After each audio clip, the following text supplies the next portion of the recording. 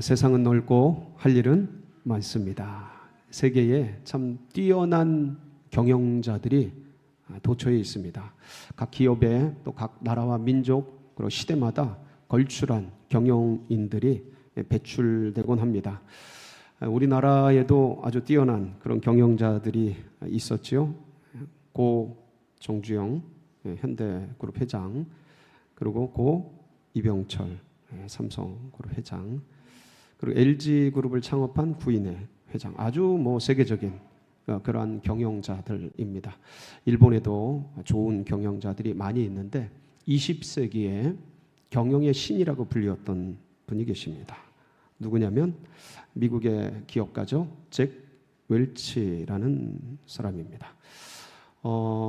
이 양반이 왜 경영의 신이라고 불렸냐면 1981년도 그의 나이 45살에 이 제네럴 일렉트릭이라는 G라고 불리죠. 이 대기업의 CEO가 됩니다.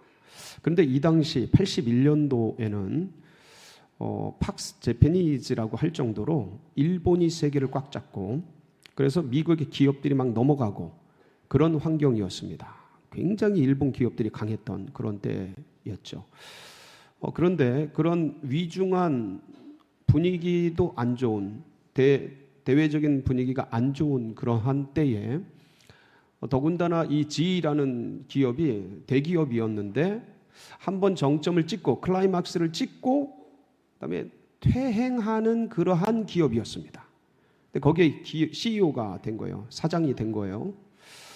그래서 이제 이 잭 웰치가 이 기업을 맡아서 경영을 혁신하고 놀라운 성공 신화를 써 내려가게 됩니다. 그래서 결과적으로 이 GE의 매출이 연 매출이 81년 잭 웰치가 맡을 때에 얼마였냐면 27조 원이었습니다. 작은 매출은 아닌데, 그런데 20년간 경영을 하는데 그 2000년도에 매출이 약 129조가 됩니다.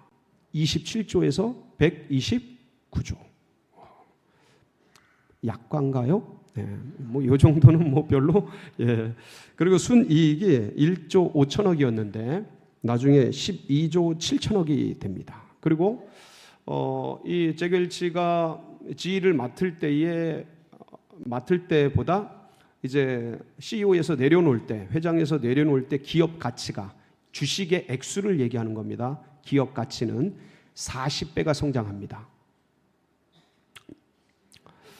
그러니까 20년 만에 40배면 매년 몇 배를 성장한 거예요? 2배씩. 이건 진짜 성공 신화죠. 엄청난 겁니다. 그래서 이 잭 웰치가 어떤 경영 철학을 가졌냐면, 이런 경영 철학을 가지고서 경영을 해 나가는데, 사업은 단순하다. 비즈니스 심플. 단순하다라는 거예요. 복잡하지 않다. 그래서 일을 너무 복잡하게 만들지 말아라. 그리고 변화를 두려워하지 마라. 이 대기업인데 변화를 두려워하지 말아라. 우리 벤처기업처럼 변화하자.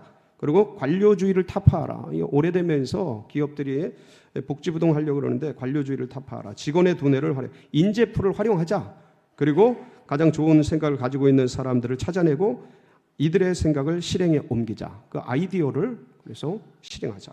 이러한 비전과 목표를, 경영 철학을 가진 이 잭 웰치는 그래서 20년간 기업을 운영하고 경영한 이후에 이 회사가 40배의 성장을 이룰 뿐만 아니라 GE는 세계에서 가장 존경받는 기업이 되고 잭 웰치는 세계에서 가장 존경받는 기업인이 됩니다. 사장이 됩니다. 대단히 뛰어나지가 않을 수가 없습니다. 그런데 만약에 이런 잭 웰치 같은 탁월한 경영자가 나의 삶을 도와주고 경영해 준다면 얼마나 좋을까요? 별로 안 내키시는 것 같아요? 우리 가정도 경영을 해야죠. 가정을 이런 분이 도와주고 옆에서 조언해주고 끌어주면 얼마나 좋을까? 그리고 이 나라, 이 민족, 이런 기업들, 회사들, 이런 분들이 와서 도와주면 얼마나 좋을까? 엄청난 결과가 일어나지 않겠습니까? 근데 이런 뛰어났던 분들도 그 시대의 산물일 뿐입니다. 그 80년대, 90년대를 풍미하고 이분은 돌아가셨어요. 가신 분은 말이 없어요. 예. 그렇다면 한 사람이 헌신해서 한 기업이 40배가 뛰고 매년 2배씩 뛰어나고 예? 성장하고 이럴 수 있다. 한 사람의 경영인이 한 기업을 이렇게 흥황케도 하고 어렵게도 할 수 있다라는 것이죠. 자, 그렇다면 여러분, 이 나라와 이 민족을 넘어서 이 지구, 이 우주, 우리의 인생, 인류의 역사, 이 전체를 경영하고 운영하고 그렇게 할 수 있는 분이 누가 계실까요? 할렐루야. 우리 하나님이시죠. 다 왔다 갑니다. 아무리 탁월해도 아무리 뛰어나도 다 왔다 갑니다. 잠깐일 뿐이에요. 시대의 산물이에요. 그러고 나서 말이 없어요. 그런데 우리 하나님은 영원하신 하나님이셔요. 그분은 우주를 통치하시고 지배하시고 다스리시고 경영해 가십니다. 우리 역사를 이끌어 가셔요. 예, 우리 하나님께서 그래서 우리의 생을 다스려 주시고, 예, 그리고 우리 교회를 이끌어 주시고, 이 나라 민족을 경영해 주시고, 우주 역사를 이끌어 가시면 얼마나 놀라운 결과가 나오겠어요. 30배, 60, 100배, 만배, 예, 놀라운 축복이 임하지 않겠습니까? 오늘 이 말씀을 우리가 같이 나누면서 하나님께서 어떻게 이 우주를 또 지구를 경영하시는가를 보면서, 그래서 우리의 심령 가운데 또 우리의 인생 가운데 하나님의 통치와 경영이 임하게 되는, 그리고 그걸 기대하면서 기도하는 우리 모두가 되시길 축복합니다.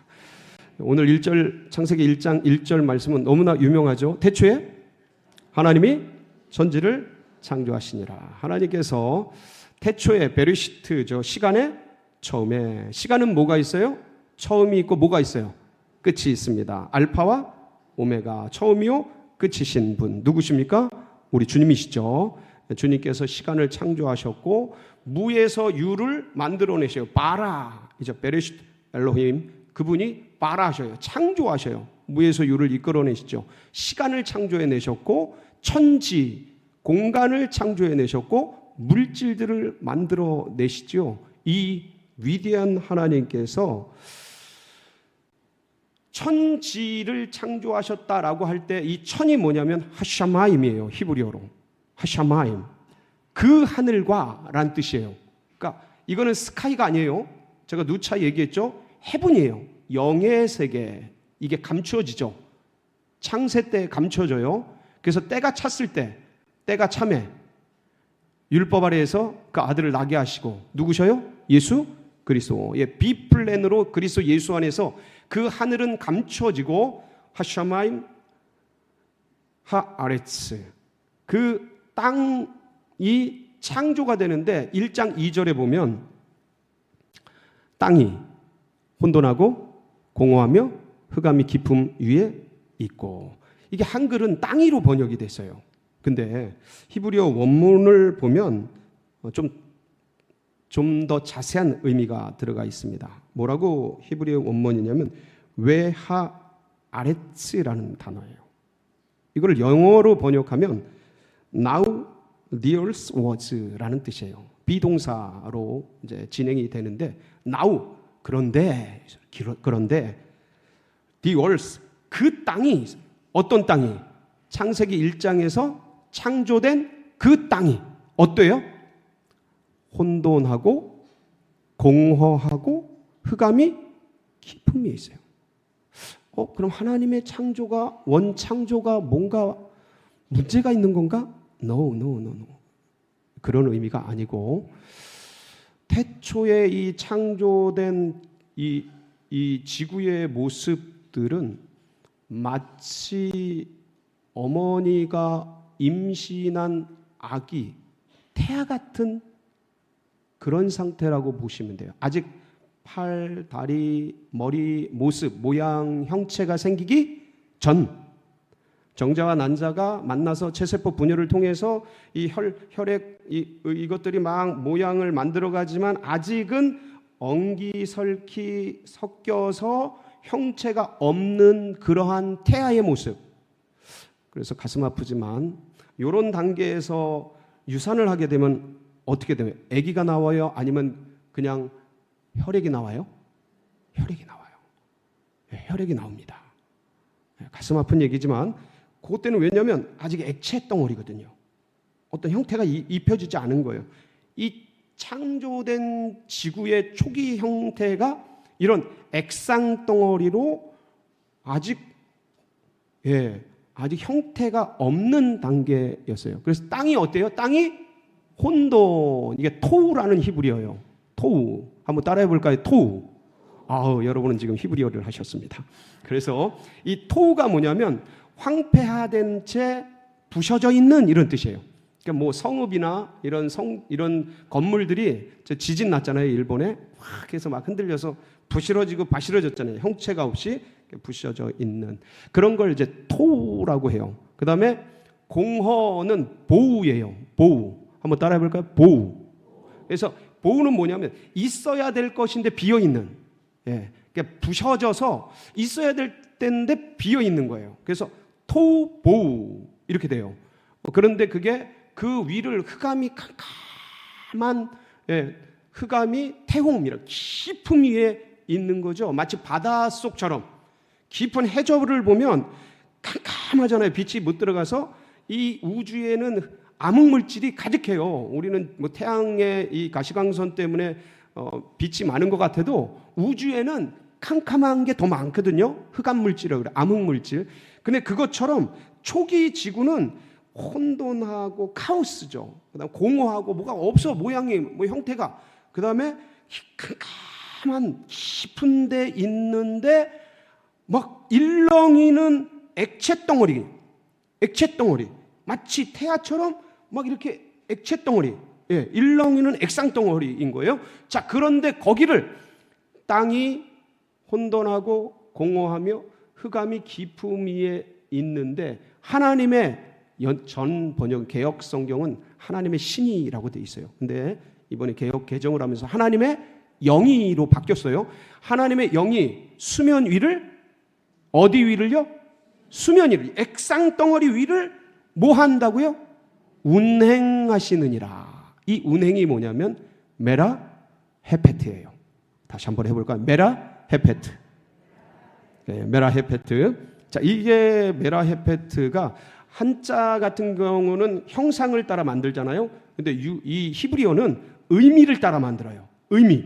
그러니까 이게 메라 헤페트의 의미가 있는데 그 초창기 의미가 뭐냐면 새가 둥우리에서 날갯짓을 막 하는 요 날갯짓 있죠.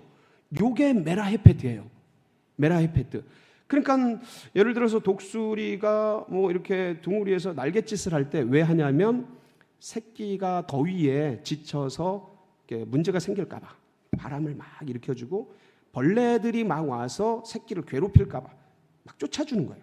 그래서 새끼를 위해주는 거죠. 그리고 좀 더 의미가 확장되면 어떤 게 있냐면 암탉이 알을 품는 거예요. 암탉이 알을 품는다는 뜻이 있어요. 그래서 암탉이 알을 품을 때 속에서 가만히 있지 않고 이 알을 계속 돌려주죠. 그러면서 이 암탉의 배에서 초진동, 초음파 진동처럼 초진동이 그 돌아가는 계란에 파바바바바바바바바 요게 메라 헤페트예요. 파바바바바바. 그래서 거기다 뭘 넣어주는 거예요? 생명. 이걸 안 하면 그냥 계란. 근데 이게 들어가면 뭐가 돼요? 생명이 돼서 뭐가 나와요? 병아리가 나와요. 그리고 영어로 번역이 된 게 이 메라 헤페트가 허버링이라는 거야. 허버링. 헬리콥터가 물 위 같은데 프로펠러가 돌아가면 그 물이 다다다다다 치잖아요. 육상에서도 뭐 바람에 헬기의 이 프로펠러에 풀들이 막 나부끼는데 사람도 휘청일 정도인데 그 물 위에 파동이 막 생기잖아요. 파바바바. 요게 메라 헤페트예요. 그러니까 혼돈하고 공허하고 흑암이 깊음 위에 있어서 어떤 형체도 없이 얼기설키 액상덩어리로 엉켜져 있는 마치 태아같이 지구가 탄생한 원 지구가 막 그러고 있는데 하나님의 영이 그 수면 액상 덩어리 위를 뭐해요? 메라 헤페트 탁 껴안고 지구를 이렇게 돌리는 거예요. 지구를 돌아가면서 거기다 바바바바바바바바 뭐를 넣는 거예요? 생명을 넣으니까 이 혼돈 카오스가 코스모스 질서가 생겨. 여러분 영혼에 이런 역사가 있길 축복합니다. 이런 가정에 이런 역사가 있길 바랍니다. 나라와 민족에 이 은혜가 있길 바랍니다. 그러니까 그 공허한 비어있는 텅 비어있는 있어야 될 게 아무것도 없는 그곳에 6일 동안 기가 막히게 창조의 역사가 채워지는 은혜가 일어나게 돼요. 흑암이 캄캄한 곳에 메라 헤페트 하나님의 영이 운행하시니까 이게 바로 경영이 되는 거예요. 경영. 이 운행이 섭리가 되고 이 경영이 되는 거예요. 이 언어가. 그러면서 놀라운 빛들이 쫙 임하게 되는 거예요. 우리의 가정, 우리의 나가는 앞길, 하나님의 영이 메라 헤페트 되기를 축복합니다. 혹시 심란한 일, 어려운 일 있어요? 거기에 하나님의 영이 운행하시기를. 나의 어지러운 마음, 염려, 근심, 걱정, 하나님의 영이 운행하시기를. 특별히 우리 교회, 우리 나라와 민족 가운데 하나님의 영이 두 날개를 쫙 펼치시고 운행하시길, 메라 헤페트 하시길, 경영하시길 축복합니다. 그리고 오늘 이제 어디로 파송돼요? 제가 좀 아까 밑에서 여쭤봤어요. 선교사님한테 몇 시간 걸리냐고. 36시간. 진짜. 근데 그 선교사님 그 남미에 찾지 않는 그 땅에 가시는데 하나님께서 그 잃어버린 땅 남미의 파라가이 땅을 메라 헤페트 해주시길, 경영하시고 이끌어 주셔서 우리 선교사님 가셔서 평안하게 은혜롭게 선교 사역 감당하시기를 주의 이름으로 축복합니다.